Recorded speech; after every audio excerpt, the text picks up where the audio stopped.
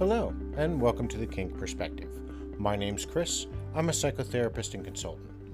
On today's show, I want to talk about relationships. I talk about relationships a lot in the BDSM and the lifestyle community. What we should look for, consent, how to negotiate when I'm counseling couples or single people one-on-one on relationships. We talk about the things that we are looking for and the things that we need. But today I want to look at something different, something that it's not really a phenomenon, but is becoming or is seemingly becoming more and more prevalent in today's society, especially through the advent of dating apps and quick fixes. A long time ago, I wrote a post about what I called the fast food mentality. We want it now, we want it quick. If we don't get it, we'll go somewhere else to find the fix that we're looking for elsewhere. Many dating relationships today are treated as a disposable commodity.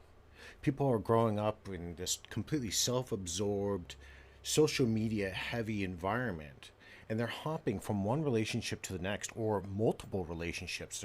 They're have 2, 3, 5, 10 relationships going on. And it's just as easy to replace somebody who no longer fits in your life or doesn't fit in what you want by just swiping your finger or clicking a mouse. When your current relationship gets a little stale, there's no reason to really work that hard to fix it. Why? Because then that means we're putting forth effort. We're making ourselves vulnerable. We're really telling the person they're worth that time. But why would I? I can just go online, click on a mouse, look at a profile, or swipe left, swipe right, whatever the case may be, and find somebody else to relive the excitement of building that new, fresh relationship. In essence, I can live in perpetuity in the honeymoon phase without ever getting close. Along the way, though, we leave a trail of broken relationships and disposable people that's how we're treating them, as a commodity that we no longer want. So it's a toy once we've taken it out of its package, and then we've played with it a couple of times. Now we're ready for something new. I work with a lot of couples and a lot of adults who can no longer sustain the relationships past this initial honeymoon phase. Now, this phase initially in most relationships can last anywhere from 6 months all the way up to about 18 months. Because it requires them to do and use their skills that they built on an emotional level that they've never really learned now in this age of disposability. This is becoming more prevalent in younger and younger generations. Right? Now, I know that there might be some argument, oh, yeah, but older people do it too. Older people grew up, each generation grows up with its own set of guidelines and morals and societal conduct. But now, when I grew up, I didn't have the ability to go on something like Tinder. Hell, the internet really wasn't even a thing when I was in high school. It was just kind of coming online. There were people who had it, but you didn't really know what it was all. At least I didn't know that much about it. But I sure enough very well didn't know anything about the online dating world. So when we look at this and we're constantly viewing people as being disposable, there's always a quick exit, right? Instantaneously, a better option to fulfill the needs that we're looking for in the who and now that are just a click away. And I understand it. Relationships, they're stressful. It's difficult, when we're trying to move past the stage and we find that there's sporadic, stressful events that go on. There's certain arguments we're trying to decide, if we're going to move in together. Do we like each other? Do we want to get to that declaration stage where we're making it quote unquote, maybe even Instagram official, which is a term that somehow has caught on that seems to be so prevalent. Oh, I'm going to go online. We're making it Instagram official, we're making it Facebook official. But who are you really doing that for? When you're making all of these things quote unquote official. To expect total satisfaction and perfection or being in a constant excited spirit mode with your new partner It's unreasonable and psychologically immature to believe that this will last and continue forever without any effort. Obviously, though, it's easier just to make changes and sub somebody new in, right? Pick up somebody new, click on a profile, start sending messages, rather than take the time and explore and uncover what hurts and what can be made better between you and the person you're dating. I often hear though, but this is a lot of work, Chris. I don't have time to commit. Well, how is that rational at all? Why get involved in a relationship of any sort if you don't want to put in any effort? But it's easier now because we're just making people a disposable commodity. It's easy. I can just move on. I can always just look down the road. I can look at what's next, who's next, when is next, when's the next party. I can just keep moving in perpetuity.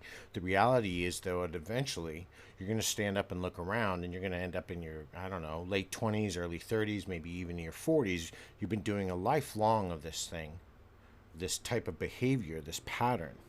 You're going to end up alone, or you're going to end up with somebody who is going to be so filled with resent, so filled with anger, that eventually they'll leave you. And what then are you going to use for a quick fix for what's failing you, what's hurting? Most people don't consciously think or state, who can I use or what can I take away from this other person to be in more control or to be happy? We see a lot of this in America, and our culture has become convinced itself that life is so short. We shouldn't waste any time. I should go out and be with as many guys or as many girls or as many people as possible, right? And moving on and not in just, I'm living in the moment. Just, right? Carpe diem. I'm sucking the marrow out of life. But again, along the way, you're leaving a trail of destruction behind you. You're leaving emotional turmoil behind you. And, that's great. We're moving on quickly at the moment of discontent, or I've become disappointed in my partner, and we're applauding that and we're showing that our good self-esteem rather than more aptly an act of immaturity or self-centeredness or narcissism or even just plainly being selfish is what in reality is happening. So I have a fight with my partner. I'm finding something that I don't really like about them after a month or two. Well, screw it. I'm gone. I don't want to stick around. I don't want to find out whether they're having a bad day. I don't give a shit. They're just being mean to me. Right? Screw them. We're out. These are some of the problems that we're starting to are becoming more and more commonplace as we move into a more technologically advanced society. The reliance is on short, indirect conversations, especially when we're looking at how people interact over social media, which means I don't really have to look into people's eyes anymore, right? We're not out at bars meeting people. We're not at church. We're not meeting them in supermarkets. I mean, where else do we really meet people? Maybe at work, right? So this is an inhibitor for us to really get to know the deepness of someone's personality, to find out if we really click with them, if we're really in sync with who they are. We can't be forever stuck in the mode that we just, hey, we're on surface level conversations, we're having some witty banter, we're sharing a couple Snapchats and Instagram photos, and on occasion we'll do a Netflix and chill, right? These types of conversations are an abbreviation of our life. They don't forge relationships, and what they are creating is a very short and narrow crossing between two people that are ultimately, they're shallow, and you're just telling the other person, or maybe you're telling each other, you know what, you're disposable, and I don't really care. And for some, you're going to hurt people. Years before all of this kind of erupted over the last 2.5 decades, if you wanted to meet someone, you really had to go out of your way, or maybe you had a sister or a good friend at work, or your family member knew somebody, and you had to get close to somebody. You had to spark up a conversation. You had to get yourself ready. You went out, you made a phone call, you had some, of course, very candid, loose conversation. Maybe talked about meeting up for dinner or drinks. And then, you got yourself ready and you went out there. You had to place yourself in a rather close proximity to somebody else to see how they're acting, to see what they look like when they're laughing and their eyes light up, right? How they hold themselves during a conversation. They didn't have to rely on just scanning a bio that's got 30 characters on it and going, yep, I'm interested because, he's got really awesome hair or she's got big boobs. I'm in. You had to actually call their home phone. You had to maybe meet their family when you got there. And you were now going out on dates to get to know somebody. And you know what? This was a lot of work. This was a lot of effort we were putting in, but it taught you one thing, that relationships were valuable and they were special to pursue and sustain. You very well know after a date or two with somebody, because some people have a lot of off first dates, right? I've had some terribly bad first dates that were so memorable, we both had laughed it off and we had another. And that second date went a lot better. Now, over the course of time, we decide 2, 3 dates in, we know if we want to keep seeing this person. We definitely know at that point by getting third or maybe fourth date if we really want to get intimate on a deeper level. And if we wanted to end that relationship, right, we realized we would have to do a lot more retrospective thinking about the matter. We had to really consider this because we now know all this effort. We just spent 6 months trying to meet somebody. Our aunt knew her friend who has a daughter from their knitting club, right? And we went through all of this, these dates, and then the last 3 months of dating someone. So we have 9 months of our lives invested, and we're not obviously that far in the relationship, but it's because it took so much effort. So instead of maybe just going, screw it, I'm going to move on, find somebody else, we already knew there weren't as many, our options were limited. So we learned how to make relationships work, and as a result, discovered new aspects of our partner that we didn't know. It's one thing like when I'm talking to couples during couple counseling, I talk to them, tell your partner something about your life they never knew. And I'm not just talking about the great stuff or some of the gritty stuff that we've ever encountered, because while those things are great, some of the inconsequential things like why you really enjoyed going to science class in the 6th grade. What about that inspired you? And as your partner, you should be listening because it's an important memory for them to share, right? So we can't just, back then, we didn't just look at going, oh, okay, well, hey, I'm going to dump them, get somebody else. We had to really consider working at that relationship, trying to figure out if our issues are small and salvageable. Am I being too petty? Are they being too petty? Can we work on it and move forward? Consequently, you end up developing these wonderful and intimate skills, and you learn how to sustain them past this initial honeymoon phase. When things start getting realistic, when they're a lot more honest, a lot more emotional, unfortunately, a lot less exciting at times, and more often than not, challenging at times. So what's moving all this? What's driving all this? Well, I kind of covered all of that, but the reality is what really set the mentality forward? Is it going to stop? I don't think it's going to. When we look at, and how does this all apply to the community? Well, there are people who do meet up on Tinder that are within the community. There are people obviously using like fetish.com or fetlife.com. And although those places clearly state that they're not for dating and they're just socializing and talking, people do use them to date. You're never going to change how people think or view things. But the reality is, once we get disgruntled, my Dom, I really like him, but after a couple of years, he didn't want to learn rope, and, it's just not something that appealed to him, so I dumped him and I found a new Dom. And so you're sacrificing a great relationship because of just one thing. And that was super important. And, I can hear other people, but yes, rope is so important. But yeah, so are relationships. So are finding someone you can be cohesive with, right? And to dominants looking at their submissives or slaves or whoever they're getting involved with, you know, if you have 2 or 3 or 4 people on the go and you're trying to decide who's going to fit into your life, right? And we're not necessarily talking about poly, because I don't want to confuse the aspects of polyamory and just dating.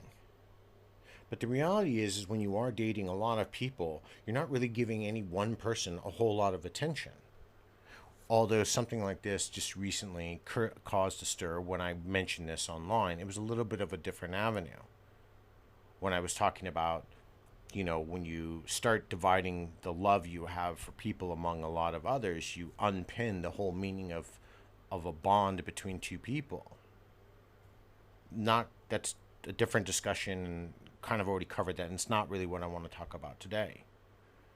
But when I look at these things, when individuals operating from this position of a false self typically experience these greater than usual difficulties in connecting to others and forming any type of meaningful relationships, the result becomes, more often than not, they start to feel empty inside. They feel this hollow existence at the center of who they are, at the core of their being. And even the impression that they're not really living, or kind of just getting through life in autopilot.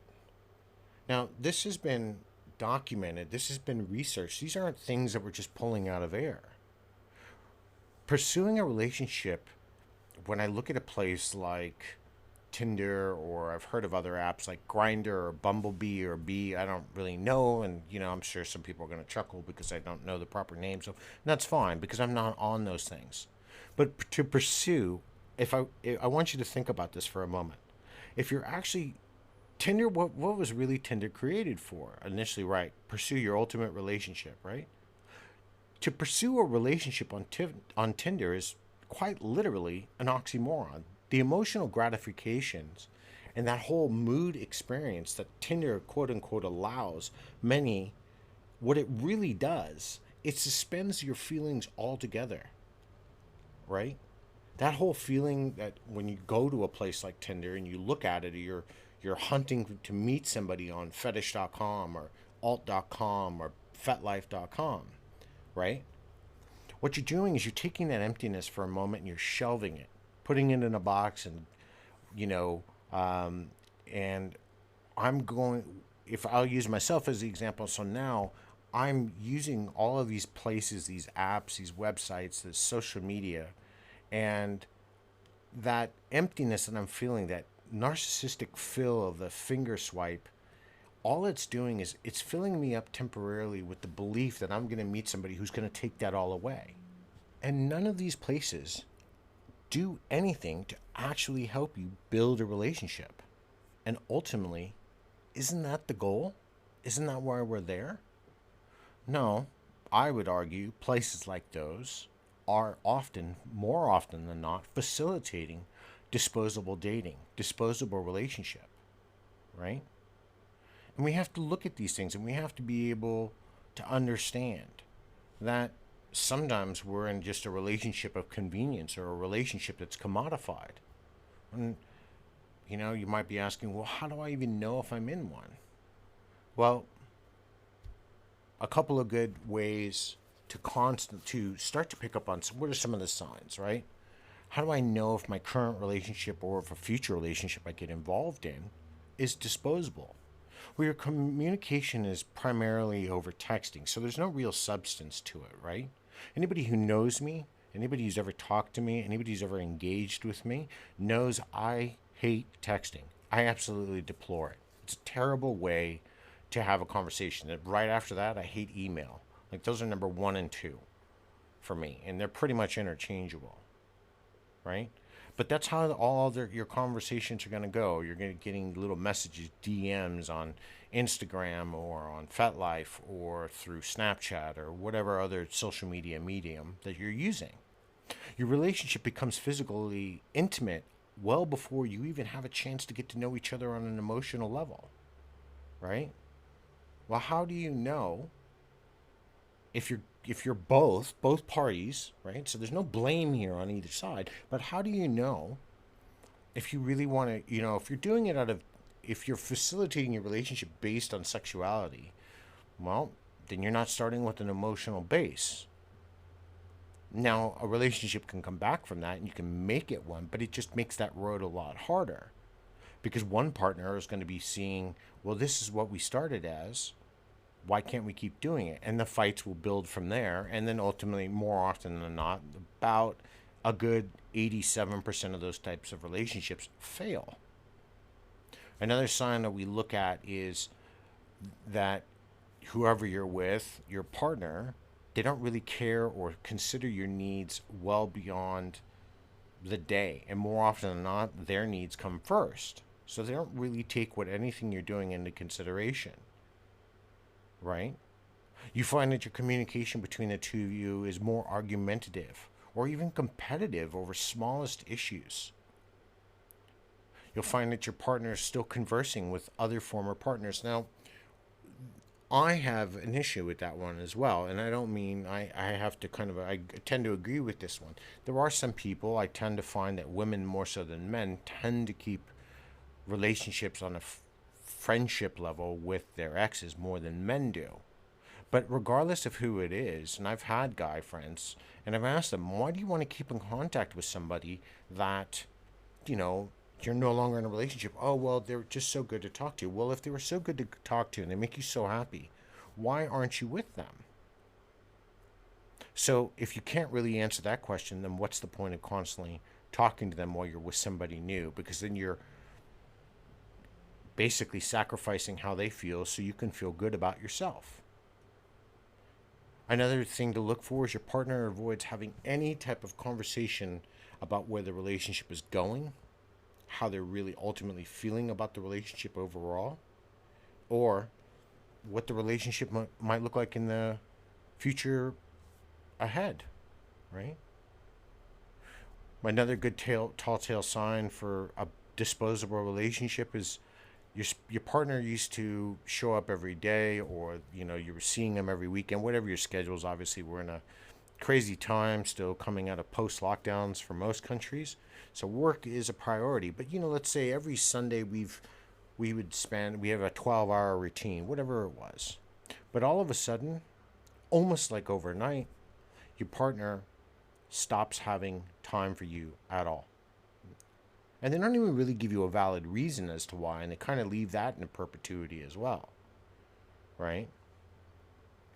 This is another favorite one of mine. This is one that I've kind of seen quite often, and something that when people come and speak to me about the relationship issues, and when they're dealing with some things in the lifestyle with either a submissive or a dominant, or just their top or their bottom that they're engaged with, they'll find that their partner tells them in advance, regardless of knowing their other partner's schedule, that he or she is going to be busy that weekend, in the future, and they're not going to be able to communicate as often or see them for the next few weeks, a couple of months, right? So that is a good indication at that moment that they're probably already moving on to somebody else. And if your relationship, people get mad, we're in a relationship. Are you really? It kind of just sounds you were dating with no real boundaries defined. There was no real relationship intimacy being built. If I was to ask you what your relationship emotional intelligence level is, it's probably not there. And then we find that, we're creating our own patterns for allowing this to happen. And sometimes we have to go through go through some people and place our boundaries out, which is something I recently talked about. And putting ourselves first. These are my needs. Here's where it's at. This is what I want out of a relationship. If that jives with you, great.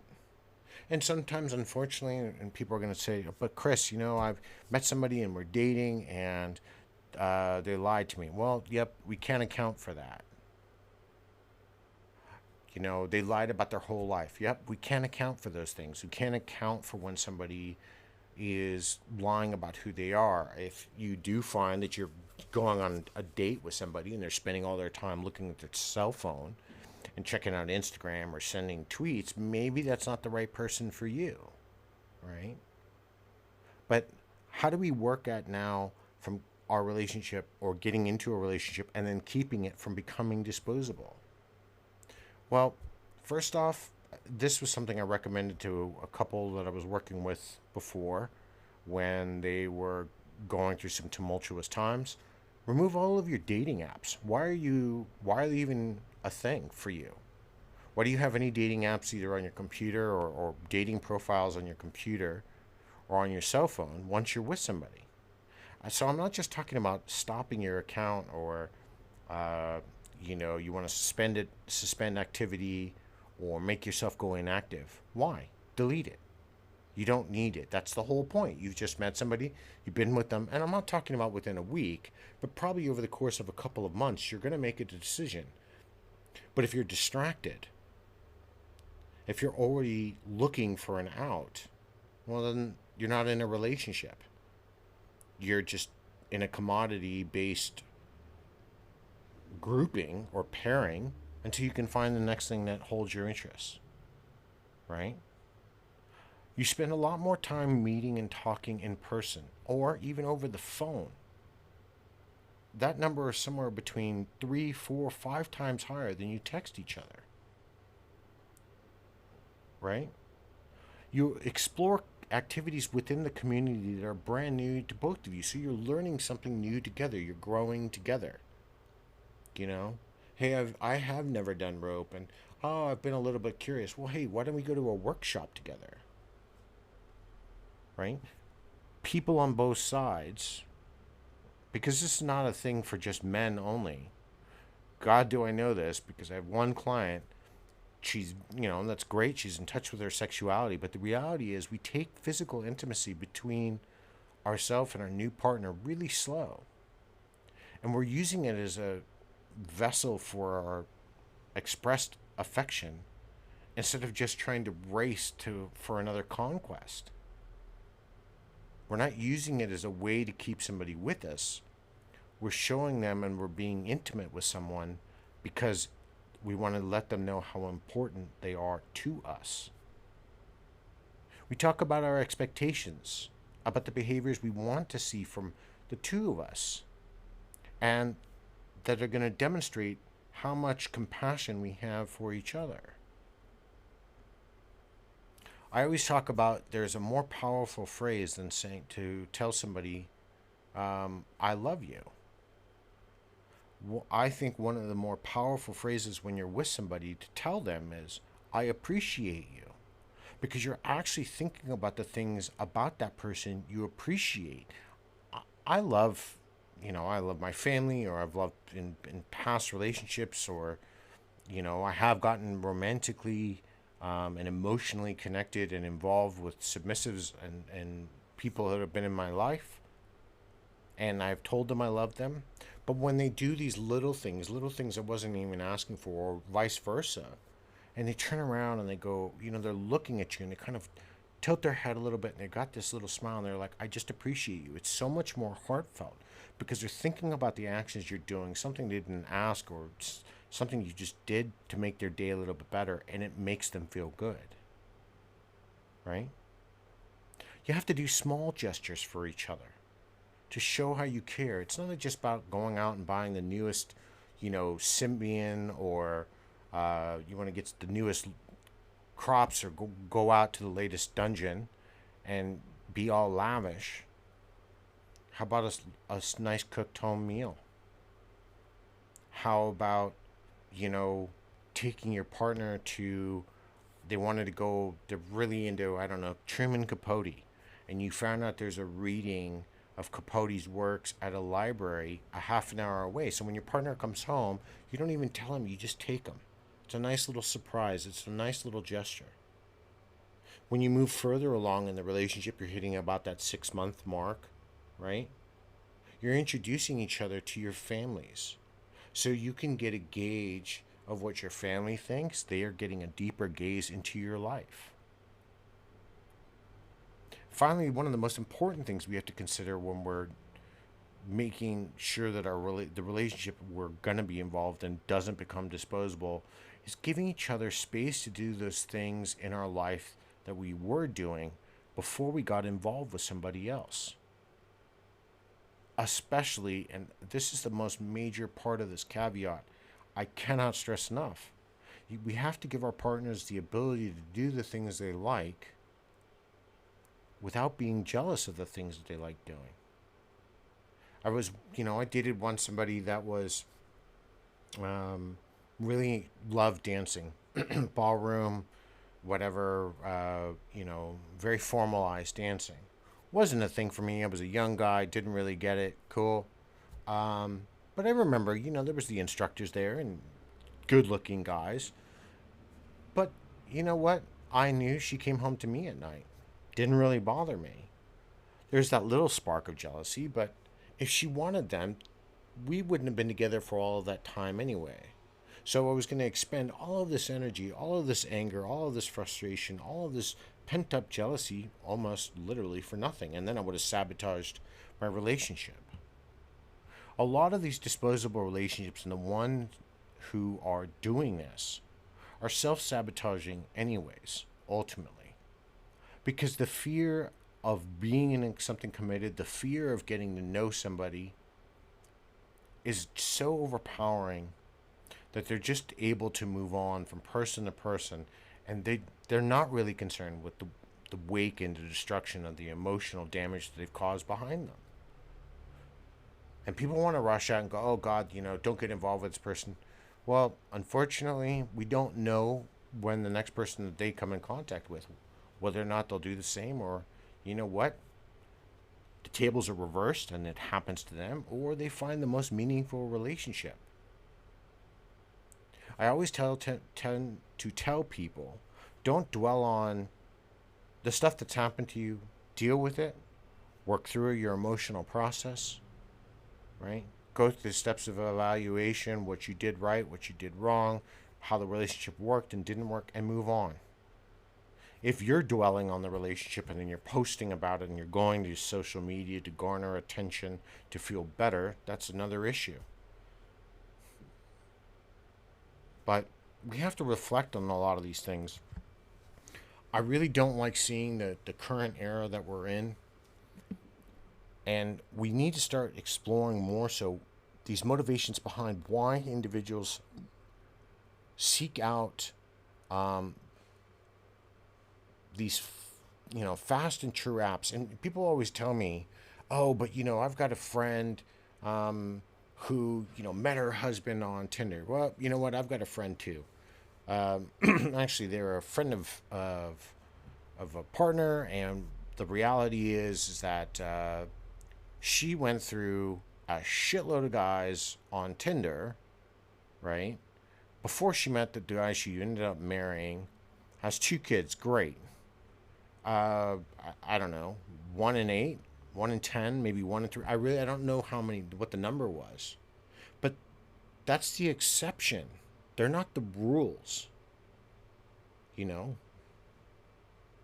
We have to understand and look at what drives one's conscious and unconscious motivations to take something like a serious commitment and want to explore beyond what they're initially feeling.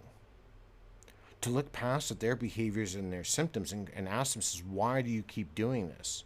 And it's not it's in today's climate, that's not an easy task, especially when we're looking more so at how the world's evolving, because we're now in a culture that glorifies fast food mentality, these quick fixes, right? Just because having more, different, or improved is somehow better and more fulfilling.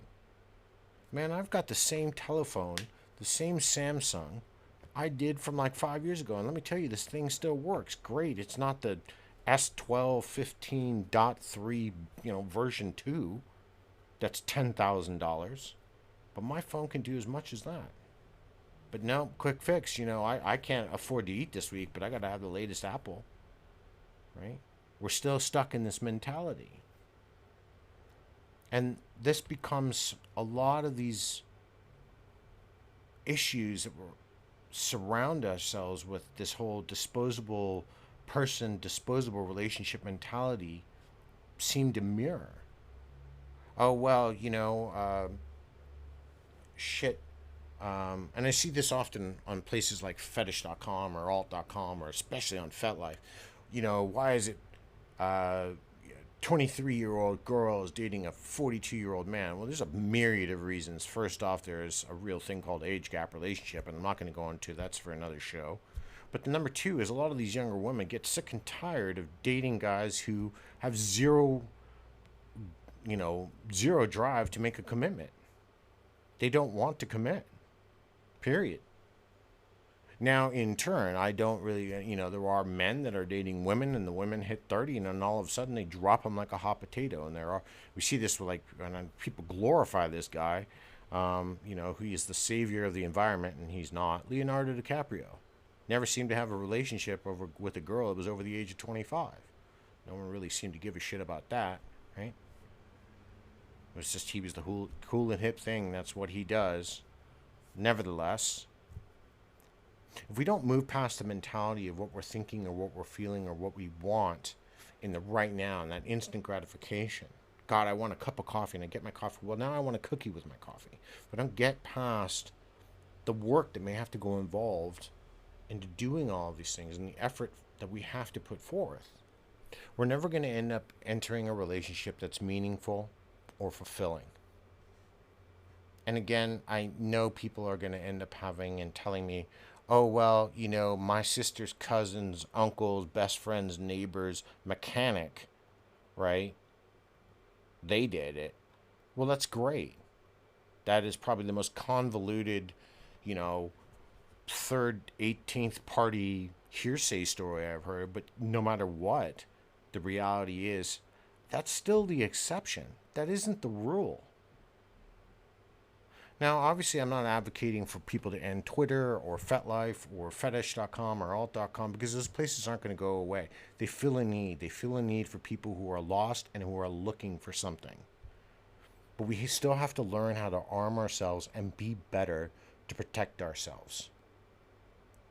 And the one way we do that is by establishing boundaries and not letting anyone cross them, and having conversations that are more meaningful and more deep than, oh my God, duck face for my new photo, right? Because if that's the depth of your conversation in your relationship, I hate to tell you, it's probably not going to go too far. And I've dated a few people like that. I've dated girls that were shallow and empty and had the emotional or the, intelligence of a bar of soap. I didn't keep dating them. I didn't care how attractive they were because I need substance. I will also tell you this. If you are feeling alone or you're feeling you want a relationship and you're trying, don't sacrifice your needs just to be with somebody either. Don't make yourself disposable. Don't make yourself a commodity, right? Doesn't matter how much that dom's going to spank you and you're going to just love it. Or, that subs with 4 or 5 different people, but, she's going to give you that attention, or he's going to give you that attention that you need, right? Because you're so attracted and you're so lonely. Don't sacrifice your needs of happiness and make yourself unhappy for a temporary lift and momentum of endorphins that will never carry the long run. I know, it's a lot to think about. I'd love to hear your comments and your thoughts along the way, right? It's another important discussion to have, especially in the era we're currently having. Just keep an eye out there to make sure that you are not in a relationship that's going to be disposable, because one thing I can tell you, you are not a commodity. Until next time, everyone, be safe and stay kinky.